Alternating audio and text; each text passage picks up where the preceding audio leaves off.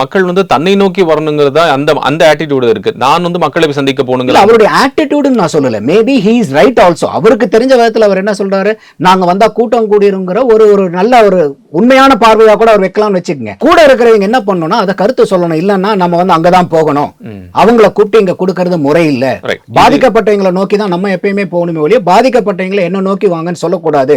அவரு உண்மையா கூட யோசிச்சிருக்கலாம், இல்ல அவங்க போனா நம்ம அவங்களுக்கு சிரமம் வருமோ என்ன ஏதோ அவங்க இருக்கக்கூடிய இடத்துல போய் நம்ம ஏன் அந்த பாதிப்பை உண்டு பண்ணணும். அப்படி ஒரு கேள்வி இருந்துச்சுன்னா எனக்கு இன்னொரு கேள்வி என்னன்னா, அப்படி இருக்கும்போது நீங்க கள்ளக்குறிச்சியில கள்ளச்சாராய சாவு ஹாஸ்பிட்டலுக்கு ஏன் போனீங்கிற விமர்சனத்தை நான் வச்சேன். அதே மாதிரி அந்த நீட் தேர்வுனால பாதிக்கப்பட்ட குழந்தை அங்கேயும் போய் இவர் போய் பார்த்தார் அப்படிங்கிறது.